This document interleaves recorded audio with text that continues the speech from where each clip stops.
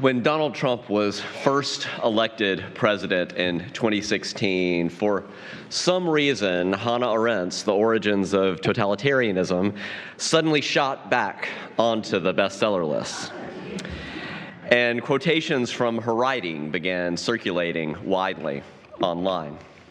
I don't know if how many of you have actually read significant So Arendt's really important, but not the easiest read. So I'm gonna try to break it down for us this morning because it is really important. Arendt wrote this book in 1951 to understand how was it that the catastrophes of the 20th century had become possible.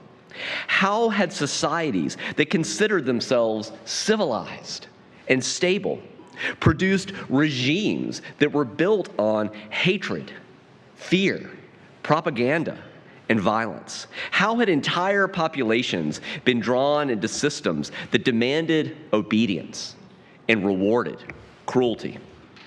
Her answer was deeply unsettling. For Arendt, the fall of dictatorships did not mean that dangers had passed. Nazism and Stalinism, those eventually collapsed, but the conditions that made them possible have not disappeared. The corrosion of truth, the normalization of cruelty, and the loneliness and alienation that leave people vulnerable to propaganda and to strongmen rule. And that is precisely why Hannah Arendt still matters for such a time as this. While she was unsparing in her diagnosis of political crisis, she was equally insistent that we human beings possess another capacity as well. And that possibility is explored insightfully in We Are Free to Change the World, Hannah Arendt's Lessons in Love and Disobedience. It's a recent book by Lindsay Stonebridge, a professor of humanities and human rights at the University of Birmingham in England. Of course, Hannah Arendt herself died in 1975 at the age of 69, so we cannot know exactly what she would say about the Trump administration if she were alive today. But we can make a reasonable guess based on what she once said about Richard Nixon and his administration. She said, quote, "It was as though a bunch of con men, rather untalented mafiosi, members of the mafia, had succeeded in appropriating themselves to the government of the mightiest power on earth. And it is order of magnitudes worse under Trump than it was under Nixon. We should have put Nixon in jail, as you've heard me say before. We really made a mistake there so that we would have set a precedent for putting Trump in jail after January 6th, after a whole lot of other things like back in the 80s, but I can't get into that. To imagine what Hannah Arendt might advise we, the people, to do, we can turn to one of her lines that has circulated widely in recent years. She said, "We are free to change the world and to start something new in it." That is an astonishing claim. To understand what she meant, it helps to remember that for Arendt, freedom was never merely the freedom to be left alone, to make individual choices in private, behind closed doors. That's all well and good, is important, but it's not just about freedom from, it's about freedom for. What are you going to do actively and constructively with your freedom? She worried that we modern people, especially we Americans, had become so preoccupied with living an authentically free personal life that we have lost sight of what had actually gone wrong. Not just our individual existence, but our plural existence, our politics.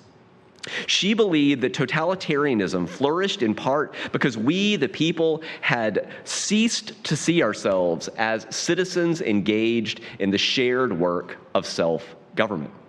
She challenged us to see that real political freedom is far richer and more demanding than private choice alone. It is the freedom to act together in the public, to speak, deliberate, organize, and take responsibility for the institutions we share. Even equality itself, Arendt insisted, is not something we are simply born with. In her words, we are actually not born equal. We become equal on the strength of our decisions mutually equal rights. For us as Unitarian Universalists, that insight should sound familiar because human dignity is not sustained on sentiment alone. It must be embodied in covenant, lived out in beloved communities like this one, and practiced in the daily work of showing up for one another and for our neighbors. Arendt found great hope in what she called the plurality of the human condition, the simple but irreducibly diverse. Each of us brings different experiences and perspectives into the world. What we call our UU value of pluralism, that's the blue one down at the bottom. That plurality was for Arendt the natural enemy of totalitarian thinking, which always tries to flatten human complexity into a single ideology, a single obedience. And when we, the people, appear together in public, speaking, listening, disagreeing, imagining alternatives, that plurality becomes visible and alive.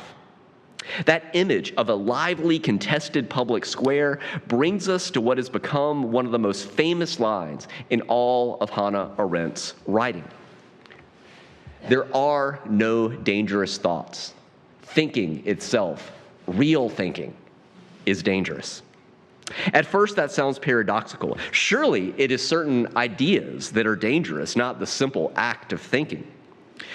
But Arendt meant something subtler. For her, thinking was not the same thing as having confident opinions on the internet about everything or presenting oneself as an expert in one's own conclusions. Thinking, she said, is a quiet dialogue that we carry on within ourselves.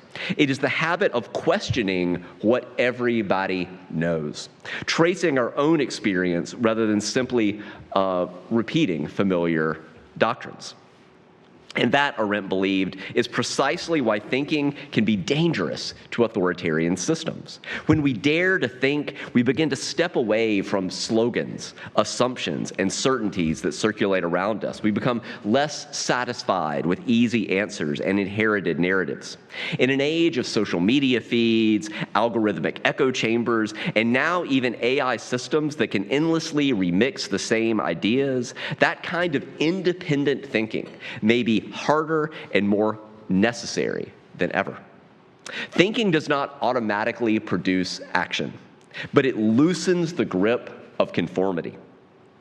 It opens the possibility that we, ordinary people, might actually refuse to repeat what everybody is saying, and instead begin asking one of the most subversive questions of all. Is it true? That thing you just read on Facebook, is it true? Before you hit share? In a time of propaganda, cynicism, and constant digital distraction, crowding out genuine reflection, even the simple act of thinking can truly become a quiet form of resistance. For Arendt, thinking was not just an abstract philosophical concept, it was something she practiced quite literally. It may look like she's napping, and maybe she was at some points, but she was actually thinking. She would often lie down quietly, eyes closed, while those around her fell into a respectful hush. Sometimes she would remain there for an hour or more on a hammock, on a daybed. Where's Hannah? Someone would ask. Thinking. Still thinking? Yeah, still thinking. For Arendt, thinking required time, stillness, and a willingness to withdraw briefly from the noise of the world in order to examine it more honestly. But thinking was never an escape from reality. It was a way of preparing herself, a way that we can prepare ourselves to return to the world more awake, more responsible, and more capable of judging what is happening. Her commitment to original thought helps explain what is it that people mean when they describe an idea or a perspective as Arendtian, as like something Hannah Arendt would do. She refused to flatten the complexity of the world into neat ideological formulas. Instead, she insisted on confronting history in all of its messy, uncomfortable detail, allowing herself to be perplexed by what she saw, surprised by it, often appalled by it. And that stubborn attentiveness to reality became one of her most powerful forms of resistance to totalitarian thinking that had shaped her century. Rather than constructing a rigid political doctrine, Arendt's writing moves more like what one scholar calls a force field of ideas, with themes that reappear across her work in ever new constellations. In that sense, to think in an Arendtian way is not to memorize a system or repeat an easy set of conclusions. It is to cultivate a posture toward the world, a readiness to look again, to question assumptions, to begin thinking anew when reality demands it. Arendt believed that the life of the mind was not a steady march toward perfect answers, but an ongoing movement across the landscape of human experience, returning to old questions under new circumstances, as we must do today, as she did in her own time. And in times of political crisis, she believed that a willingness to look again, to think again, to begin again, is not merely an intellectual exercise, it is a moral and civic responsibility. It is also a spiritual practice, the discipline of refusing falsehood, refusing cruelty, and refusing to surrender our conscience. Arendt also gave a haunting name to what can happen when we ordinary people abandon the responsibility to think for ourselves. She called it the banality of evil. Arendt coined that phrase after reporting on the trial of Adolf Eichmann, one of the key bureaucratic organizers of the Holocaust. Her reflections later became the book, Eichmann in Jerusalem, a report on the banality of evil. What shocked Arendt in watching that trial was that Eichmann did not actually appear as a monstrous villain. Instead, he seemed disturbingly ordinary, a career-minded bureaucrat who insisted he had merely been what? Following orders. Watching the trial, Arendt noticed something chilling. Eichmann rarely looked at the survivors who testified about the death camps. Instead, he scribbled in his notebook, as if recording facts rather than confronting the human consequences of his actions. He was not unintelligent, but he displayed a kind of thoughtlessness, a stubborn inability or perhaps refusal to imagine the experience of another human being. Evil, she concluded, did not always arise from monstrous hatred or demonic cruelty. Sometimes evil emerges from something far more ordinary and far more frightening: a failure to think, a failure of moral imagination. And that insight lands uncomfortably close to home today. What Arendt described as the ability to imagine another person's experience, to see the world from more than one point of view, that is simply empathy. As you've heard me quote before from that bumper sticker, it's like, I love my country, but I think we need to start seeing other people, right? Yet in parts of our political culture today, empathy is increasingly mocked as weakness.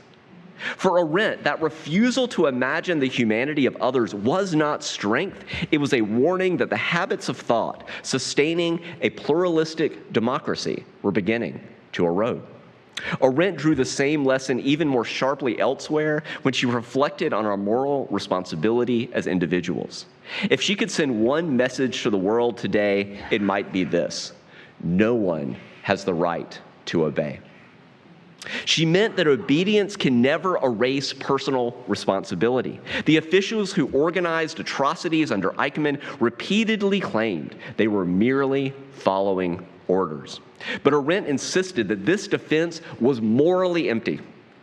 Each of us, no matter our rank or position, remains responsible for deciding whether what we are asked to do is right or wrong. If Arendt were alive today, she would remind us that warning ascends to any government official, any ICE agent or soldier tempted to hide behind the phrase, "I was just doing my job." For Arendt, citizenship and humanity itself requires something harder than obedience. It requires the courage to think, to judge, and sometimes to refuse. If no one has the right to obey, then what, if anything, are we obligated to obey. In a democracy, the answer is supposed to be clear. It's not a leader, it's not a party, it's not a movement. It is a constitutional and moral order that we are bound to uphold together. We can see this tension between obedience and responsibility being tested in many places today. Let me point to three that are especially revealing. The first place we see this tension between obedience and responsibility is something very basic: the oath of office. Before taking office, the President of the United States swears an oath to preserve, protect, and defend the Constitution of the United States. Members of Congress and federal judges swear a similar oath to support and defend the Constitution against all enemies, foreign and domestic. Notice that those oaths are pledged not to a leader, not to a party, but to a constitutional order. During the recent State of the Union address, and you're a better person than I am if you watch that, President Trump turned that moment into a public loyalty test. He said, if you agree with this statement, stand up and show your support. The first duty of the American government is to protect American citizens, not illegal aliens. But that is not what the oath says. The Constitution is the framework through which we, the people, govern ourselves. Loyalty to it means loyalty to the rule of law and to the principle that those in power still remain accountable. When a leader suggests that fear of outsiders or partisan advantage comes before the Constitution, it is a profound inversion of priorities. There is another irony here that is easy to miss. Much of the Constitution does not promise protection only to citizens. Again and again, its language speaks of persons. The Fifth Amendment guarantees that no person shall be deprived of life, liberty, or property without due process of law. The 14th Amendment promises equal protection of the law to any person within the jurisdiction of the United States. In other words, the constitutional order our officials swear to defend rests on the principle that the law protects everyone under its authority, not only citizens. Authoritarianism rarely begins with dramatic coups. It begins when loyalty quietly shifts away from laws and institutions toward a leader's chosen enemies and obsessions. The oath exists to remind those in power that their first loyalty is not to a leader, but to the constitutional order that makes democratic freedom possible. A second place that we see this tension between obedience and responsibility is in the conduct of war. The bureaucratic crimes in Eichmann's case did not happen in isolation. They unfolded within the larger machinery of aggressive war. And after the Second World War, the judges at the Nuremberg trials reached a stark conclusion that launching a war of aggression is the supreme international crime. Launching a war of aggression is the supreme international crime because it contains within itself the accumulated evil of all the others. That principle that a war of aggression is the supreme international crime still stands as the foundation of modern international law. Under the United Nations Charter, the use of military force is lawful only under two circumstances: when authorized by the UN Security Council and when a nation is acting in self-defense under an armed attack. I'm old enough to remember the war in Iraq, but at least they had the courtesy to lie to my face. Yet in recent months, our country has been involved in military actions, from the attack on Venezuela to the widening war in Iran, that many legal scholars say meet neither of those two conditions. And that matters because the prohibition against aggressive war exists for a reason. Once a war of aggression begins, it opens the door to the organized unleashing of all the crimes that so often follow. If Nuremberg meant what it said, then aggressive war is not merely a policy mistake, it is a crime. And we have a Secretary of Defense. I do not think it is an exaggeration to say that Pete Hegseth is Secretary of Defense because he loves war crimes and he loves war crimes. I mean, just listen to what he says. For Arendt, moments like this would signal another form of political and moral drift. The purpose of law, whether constitutional law at home or international law abroad, is to restrain our human temptation toward domination. When nations begin to treat law as optional, when war is justified by power instead of principle that might makes right, then the same pattern reappears. Obedience replaces judgment. And the responsibility of we, the people, as citizens, becomes all the more urgent. Remember, that was like one of Arendt's core points, to own our responsibility as citizens in public. That is what our freedom is for. History also shows that what often follows when law loses its authority, societies begin to create spaces where certain human beings are placed outside the protection of the rule of law altogether. Arendt believed that the most terrifying political development occurs when people are stripped of what she called the right to have rights. The right to belong to a political community where one's humanity still counts. And that is the danger here that we are facing. Which brings us to the third place where we see that tension between obedience and responsibility. The expanding system of immigration detention.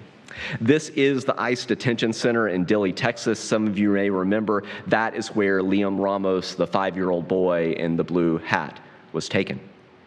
In The Origins of Totalitarianism, Arendt described what she called holes of oblivion. Places created to make people disappear from public consciousness. Camps, ghettos, detention centers, unmarked graves. Their purpose was not only to confine bodies, but to erase people from the realm of concern and visibility. The Nazi death camps were the most extreme form of that horror, but Arendt warned that regimes can make people vanish in other ways as well, rendering them rightless, cut off from the normal protections of law, and treated as though their rights don't count.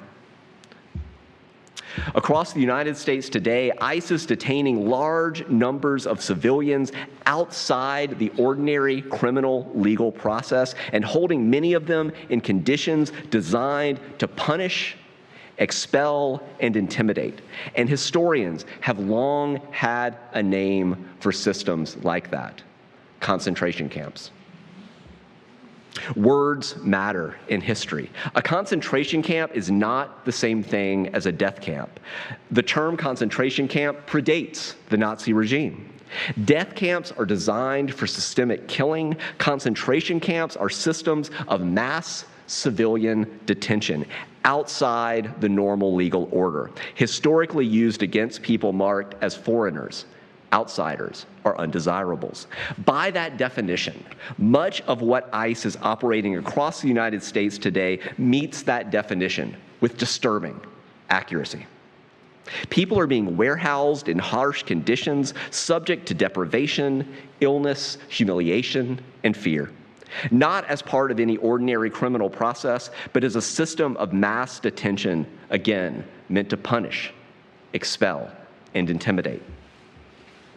And this is not some distant abstraction. It is happening here in Maryland, just down the road from us. It is our story.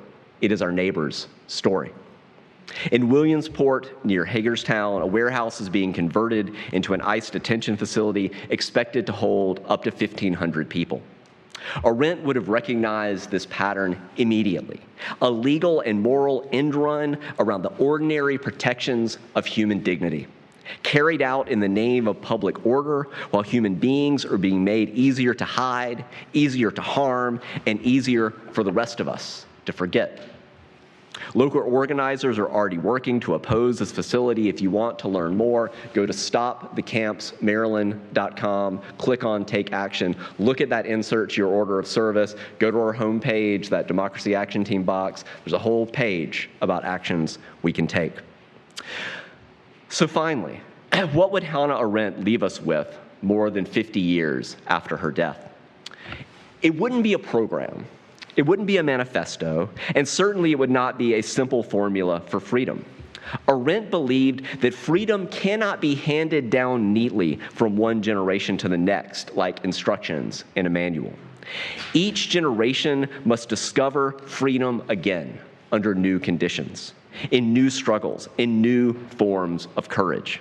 As she once wrote, borrowing a line from a French resistance poet, "Our inheritance was left to us by no testament." The Old Testament, the New Testament, Hannah Arendt's writing, none of that's going to get us there alone. We have to do the work ourselves. The past offers us examples and warnings and inspiration, but it does not give us a simple script. What it gives us instead is something more demanding. It gives us responsibility. The struggles for freedom that came before us are not simply stories we inherit, they are obligations that we carry forward to do in our time what our ancestors did in theirs. Our ancestors who defended constitutional government, resisted authoritarianism, and fought for human dignity in history's most perilous moments, they didn't leave us instructions, they left us expectations. They trusted that we would use our judgment, our courage, and our capacity for action. And if Arendt were with us today, she might remind us of something she believed deeply. History is never as settled as it seems. The future can change unexpectedly when ordinary people step out of the shadows and act together.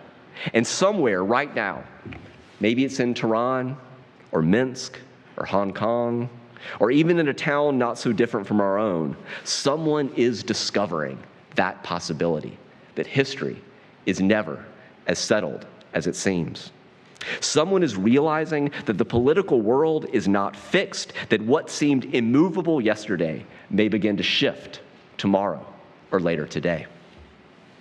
Arendt had a name for that capacity, natality, the power within each of us to begin again, even when history seems stuck. It is the quiet miracle at the heart of politics. It is why tyrants will never get the last word. Because whenever we, the people, think, when we really stop and think, and then speak and act together in freedom, the world can and does change.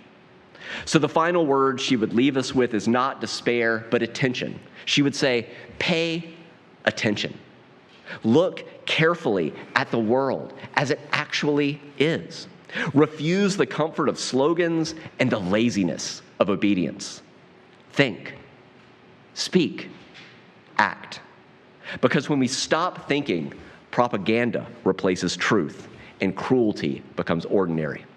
But when we think, speak, and act together in freedom, something new can begin. We are free to change the world. And then, because she understood that joy and friendship are also forms of resistance, she might raise a glass and with a wry smile say, "Now, get on with the work." I'm grateful to be on that journey, not alone, but with all of you.